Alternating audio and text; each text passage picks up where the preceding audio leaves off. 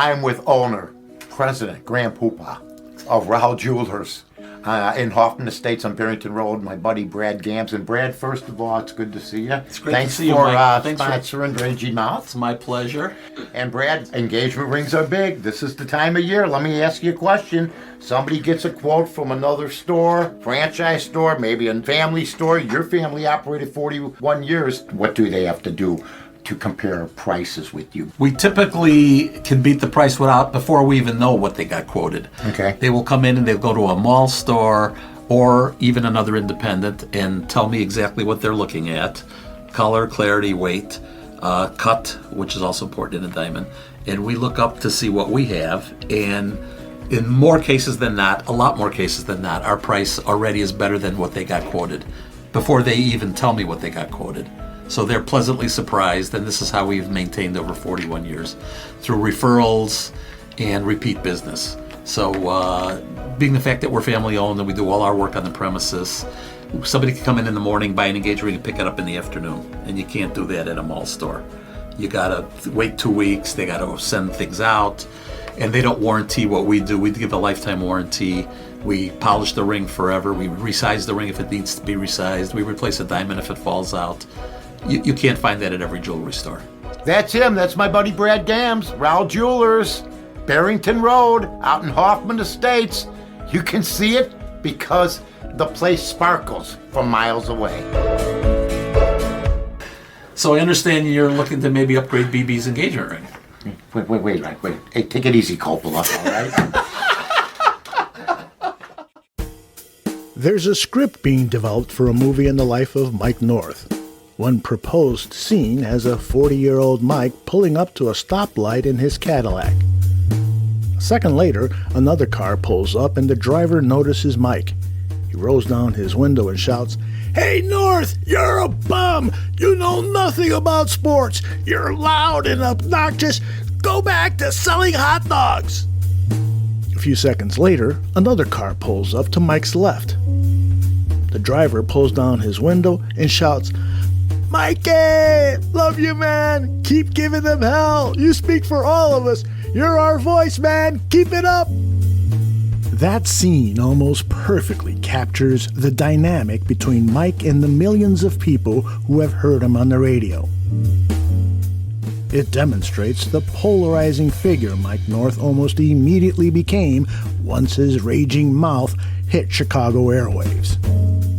But to say Mike is a polarizing figure only captures an element of who Mike North really is.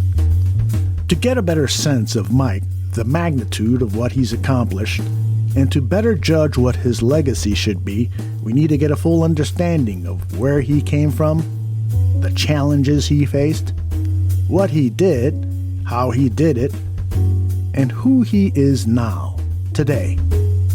And we need to know these things from him. And so we'll start at the beginning.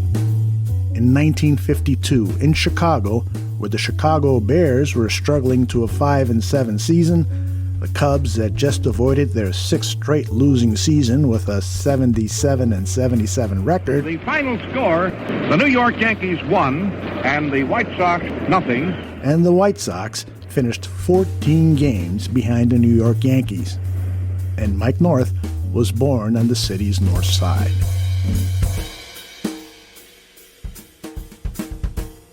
Well, I'll tell you what, the first house I remember was 1217 Rosedale. You could still go by there, folks. 4-room apartment. I slept in the dining room. My brother John was a baby. He slept in one of in the bedroom with my mom and dad. We only had one bedroom, one bathroom, small dining room. My dad was a electrician just starting out, Irishman. And so an Irishman married to a Sicilian woman. My mom was 5 foot nothing and 100 and nothing, a domestic housewife. My mother's the only Italian that can't cook worth a damn. My father was such an American patriot, if you will. He was a staff sergeant, that there'll be no Italian eating in this house. You go to grandma's if you want on Sunday for mastacholi or some other night for whatever. Every Friday we had tuna fish patties, just abhorrent. You know, my mom, like I said, she'll tell you, she wasn't a very good cook, but she tried. She did make a mean meatloaf. Okay? Still has her communion money. She was a Depression kid. I know why she's got so much money, because she went cheap on our food. And she wouldn't give my dad a lot for bowling. She was frugal, and when we could have eaten better steak, we'd have ground chuck. The little cars are too little, the big cars cost too much, but Studebaker has that different touch. We always bought cars that nobody even cared about. That Studebaker's different by design. My dad loved Studebakers. We're the only damn family in the whole area that had a Studebaker. You know, explain that to your friends. Why don't you have a Pontiac? Why don't you have a Chevy? You know, but 1217 West Rosedale. Then we moved to 5793 North Ridge, which is Ridge and Glenwood, kitty corner from Sun High School. If you know where Sun High School is, folks, in Chicago. And it was an all-Jewish building except for me and my two brothers. And the walls weren't insulated. So you heard people arguing all the time and laughing, and sort of like the Rear Window type of thing, if you've ever seen it with Alfred Hitchcock. The smells during the summer, because we had no air conditioning on Ridge. None. You had to hope there was a breeze. Me and my brothers slept 3 in 1 bedroom on Ridge. Small one. Basically the size of the Birdman of Alcatraz itself, with 1 window. So a lot of the smells came out. You know, a lot of cooking, Jewish food. A lot of Jewish food, like I said. And you could hear everybody had their back doors open. So you could hear, hey, come on, honey, it's time to eat. You could hear that easily from the 3rd floor where we lived down to the 1st floor.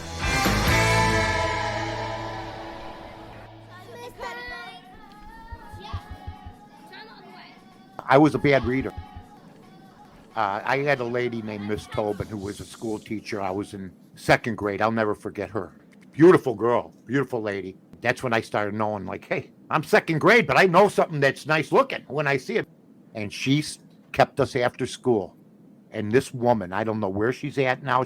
I don't know if she's still alive, but I'll never forget her, because the commercials I read today, everything I've done, all my quick stuff that I come up with, and the stuff that I look up, the stuff that I read with speed, she taught me how to do. So, I mean, I remember her to this day, and I won't forget her. It was very hard to go from the public school to a Catholic school. The principal was a nun called Sister Mary Gemma. BVMs with the veil, all black with the white. Lot like you see in the Blues Brothers. Not far from that. And I can remember looking up at her going, this ain't gonna go good. She's like 5'11". And then with the veil about 6'7". I mean, I'm looking up at her going, this can't be real. I looked at my mother like, you're kidding me, right? I'm only like 8 years old. I already knew. From that point on, I was a bad student. I didn't care. I thought me sitting there, and I felt this way all the way through sixth grade. This is a waste of my time. I don't care about some river in Columbia. I don't care about math. I really don't. I mean, I'll figure it out. That's the way I used to think. And I was a terrible student. I didn't do my homework. My parents didn't keep track of it. My dad was busy working side jobs, regular jobs. My mom was busy just trying to ask herself, you know, how to survive the day with me and my two brothers. So I was a very poor student. Never got in a lot of trouble, except if you talk, you know.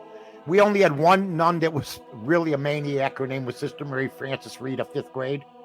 She came in ready to fight, you know.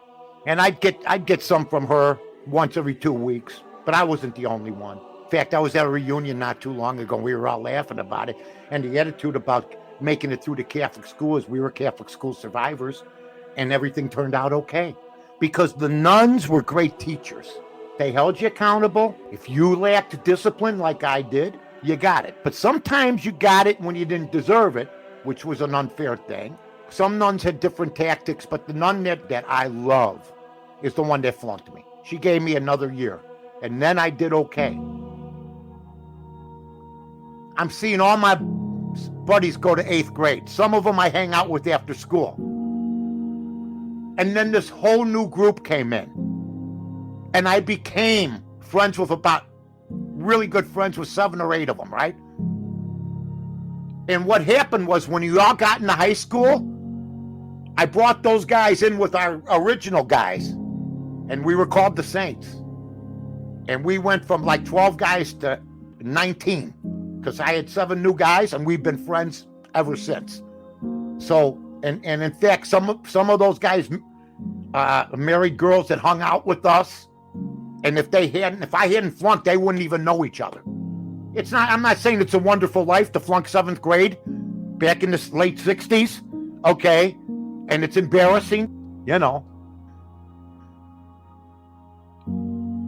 Well, I wasn't the toughest guy, but I was the funniest guy. I was the class clown of St. Gertrude's. I was so funny, I got put back in 7th grade. That's how funny I was. They wanted me to entertain another group of 7th graders. Okay, here's a guy that will probably be with you next year too. But I went on the stage and we made the kids laugh and the nuns with a little skit we did. And that's when I knew. And I knew I could make people laugh. And in high school, I was involved with all the clubs or the gangs. I was in like 4 of them. I was in all of them. Nobody's going to beat me up. Hey, let's go get him. Yeah, let's go get him. Yeah, let's get ready for him. Yeah, let's get ready for him. You know, I was just an athlete. I hung out at the school store. And I was always cracking jokes like I am with you. Period. And we then moved 7th grade on to 1310 Norwood, where my mother still lives. Right there, 6000 North Broadway. And I slept on the back porch where it was 100 degrees during the summer and 30 degrees during the winter. And we had a radiator. Might as well just given me like a hand heater. Okay?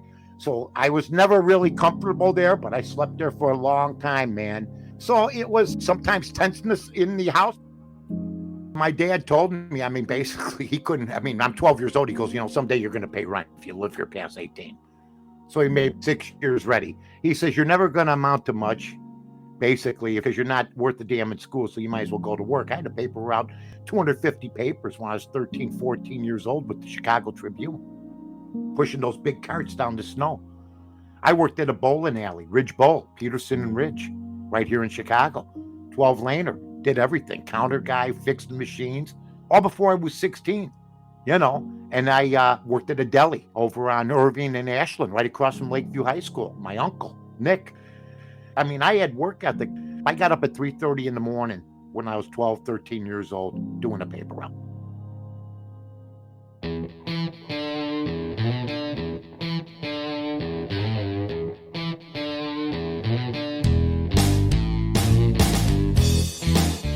Then I went to Sen and all hell broke loose. It was like going from the convent, literally, to the Playboy Mansion.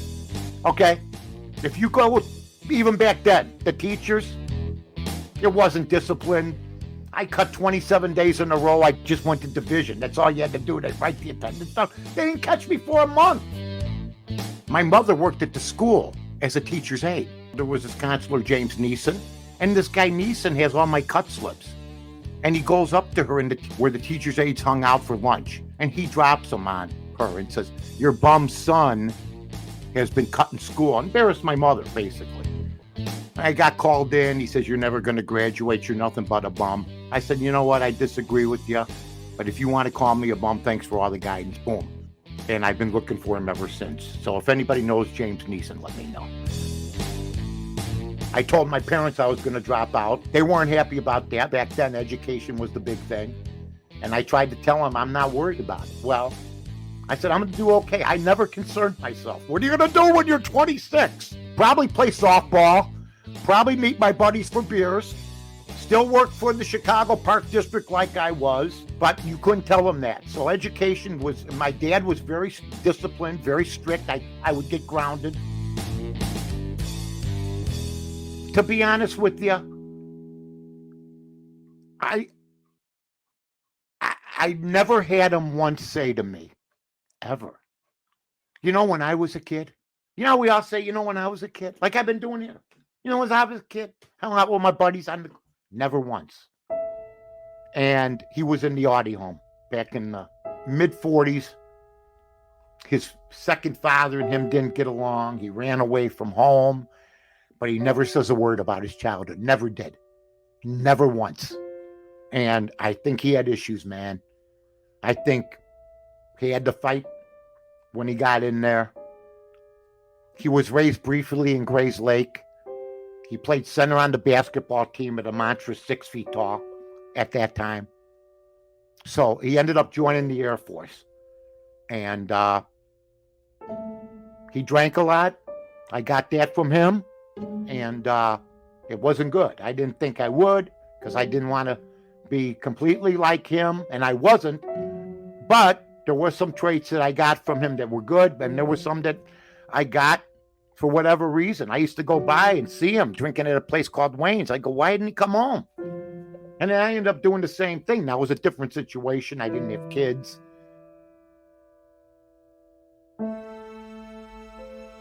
And maybe that's one of the reasons, because I thought maybe I wouldn't have been a good father. He hated Christmas. So I knew he had been probably had some issues during Christmas when he was younger or what have you. And it was always an issue. He'd stay out with his friends and drink. And they're all gone now, all of them. All of his friends died before they were 65. All of them. They bowled together. They worked together. Gone. Because back then,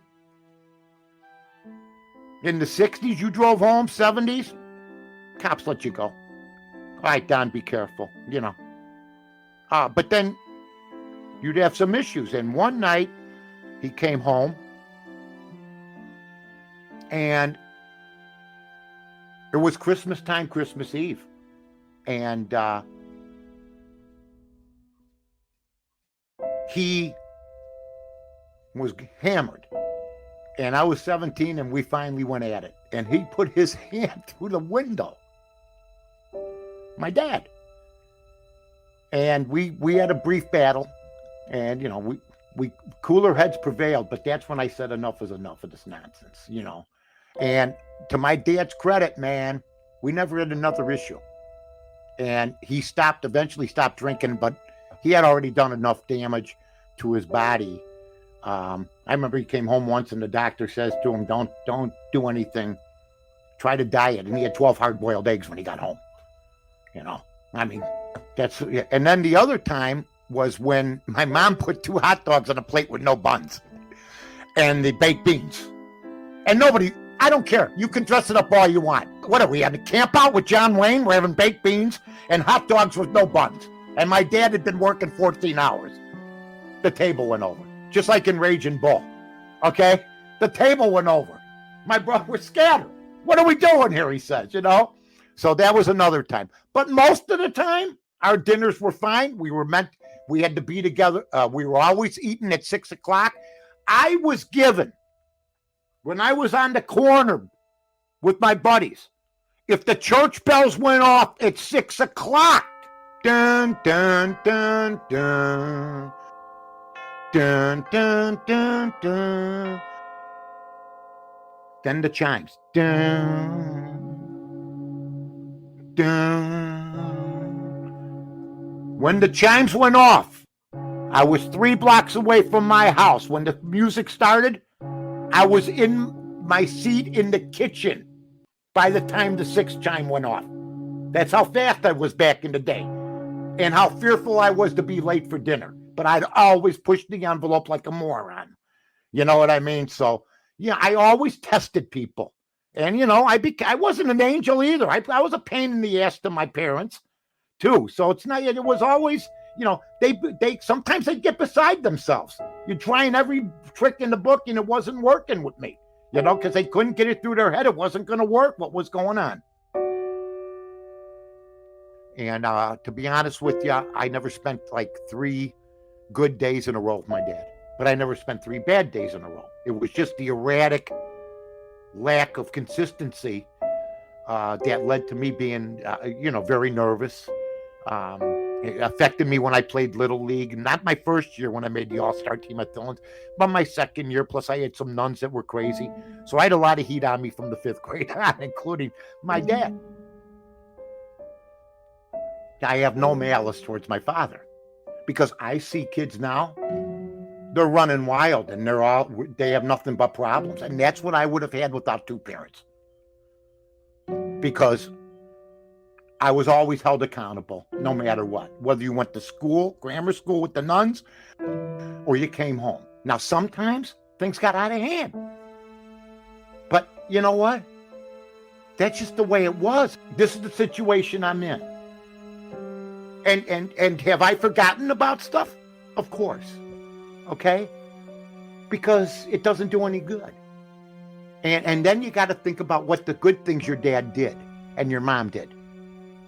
I lived at home basically till I was 24, 25. It couldn't have been that bad. I never missed a meal. They always had 3 squares. When I had trouble at school and they thought I was being treated unfairly, my mom and dad went there. My dad fought for me, and they fought for me when they basically had no hand. So I got to make that pure and simple. It was almost like my dad was like Henry Hill's dad. Okay? Where it was about the education. You haven't been to school for 30 days? Remember, he gets surprised by that? It was almost like that. He knew I was a good kid, but he was worried about my future, and he was scared of drugs. He was terrified. Here's a guy, a 2-fisted drinker. You know, now marijuana is legal. But back then, the culture he grew up in, they were worried about kids who were doing drugs. And I had kids that died when they were in high school, or they OD'd, and they were safe, but you saw them. So he sat me down when I was 15. And in all his wisdom, he poured me a scotch and water. He says, "You really want to drink?" He goes, "Here's a real drink." I drank it. I almost got sick. Okay? But this is 15. Now, keep in mind, I don't want to say I have an addictive personality, but when I was 7 or 8 years old, my dad would go to work at 7 in the morning. I'm up already, ready to roll. And what do I do first? I drink what's left of his coffee that was on his stand next to him. And if he had a drink there from the night before, bing, a small, so whatever's left. Coffee, booze, bing, let's go to school. Or after I eat some Frosted Flakes. Okay?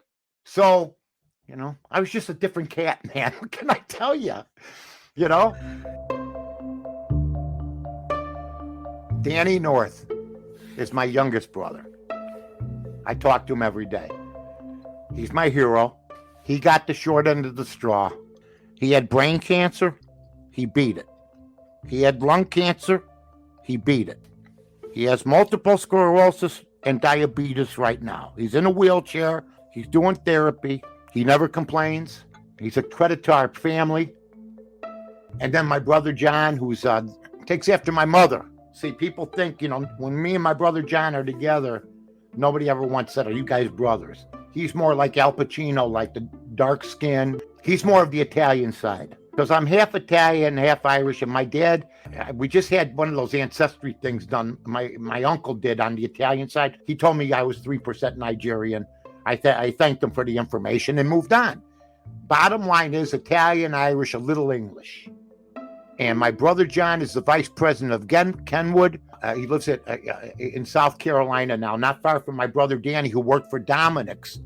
Started as a bagger and ended up being a big manager for years at their stores throughout the north side of Chicago. Proud of both of them, and they're doing great right now. So my grandmother was Leona Lorisella, and my grandfather was Giovanni. They came from Italy.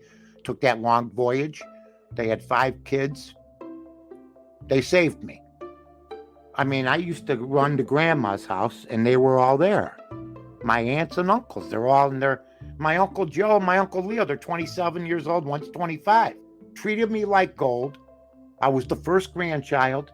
I lived literally a couple blocks away on Rosedale because they lived above a bar at 6036 Broadway, which is now called the Double Bubble, which is on the first floor. And they slept, my mom and her 2 sisters and her mom, all in the same bed. 4 people back growing up. And the 2 brothers, one and slept with the father in the other bed, and they had a cot in the same bedroom. Great people. Took me to the batting cages. Took me when they went out on dates, would take me, the girlfriend and I'm tagging along. And they were all dark skinned. I mean, my Uncle Leo back at around 9/11, he was so dark skinned, honest to God, he was walking in Lincolnwood, the cops stopped him. They wanted to talk about what he was doing. Okay, they didn't think he was Italian, okay? When I was born, they rejoiced because I was so white, because at that time they were being prejudiced against and they were worried. Do you believe this? And I became everything to them, and they spoiled me a little bit, which they didn't pay always attention to my other 2 brothers and my uncles especially. They taught me how to play baseball. They took me to the 63 championship game. I mean, these are 2 guys in their 20s taking their 10-year-old nephew to the 63 championship game. They took me on dates, we're taking my nephew. I'm going, wow, okay. We slept overnight at Grandma's house. That was always a gas. So it was a nice balance, My dad would get a little jealous sometimes because you're the one that has to discipline the kid. So now you're getting my kid for a day or 2, and he's on his best behavior. But they were the best. And they were really wonderful people. And every Sunday was Masticholi at Grandma's house. Uncle Leo took me, when he worked to the Park District, for instance, to the parks he took care of. And I met kids there, and I played at Dillon's Little League at the time. I played baseball all day, and I learned how to play the game. I played with older guys. I became an eventual all-star because I remember, I'll never forget this. I'm playing at Dillon's Little League, which back in the day was the premier Little League in Chicago. Lights, night games, you're 10, 11 years old, electric scoreboard, on Devon and Kedzie. I tried out in a gravel parking lot because it was raining that day, and on Saturday, my dad took me, God bless him. Thank you, Dad. See? Put me into Little League. Saw me play baseball with Cub Scouts. I wasn't a Cub Scout, but they didn't have enough guys, so I played. And he said, this kid's got talent. So I played Little League at Dillon's, and it was a huge Little League. Ernie Banks, Nellie Fox, all the great players would come. You'd shake hands with them back in the day. Well, the very first game, my whole family's in the stands. And there's a pop-up to me. And I dropped the pop-up. So after the game, I get in the car, and my Aunt May was the nicest person. But if she saw something, she'd say, gee, Michael, how did you drop that pop-up? And there's 5 people in the car. My mom, and I'm going like this. I do the 9. I go, I never forgot that to this day, right? Because I'm talking about it. The next day, I go over to my uncle's house. I got my mitt. Go, what do you want? What are you doing here this early? It's the summertime. I go, my Uncle Joe. I go, I want you to hit me some pop-ups. He goes, where? I go to the gas station across the street. He goes, well, where are you going to stand? And I went across the street to the used car lot. And there were like 40 cars in this lot. There's a bakery there now. They took the lot and they built a building right next to the bar, the Double Bubble. He's hitting me fly balls. I'm in the middle of all these cars. And I'm cutting in between them, and I'm catching every one. He's like this. He goes, you got to be kidding me. And I never dropped a pop-up again. But I was one of those guys that if I was criticized, would fix something. I'm not going to drop a pop-up again. And my Uncle Joe was on his way out. He was in hospice. And me and BB went to see him. And he had never said anything to me about this. And BB and I were holding his hand, and he could barely talk. And I said, what are you going to remember what do you remember the best about our relationship? And he said, I'll never forget the day you caught every ball in the used cars lot. Some hit the cars and you couldn't get to them. But anything you could get to, you cut between. You had enough speed to get to him. I still will never forget that. He was dead 2 days later. That was his remembrance, so. But he was a big influence on my life, as my uncles and aunts were.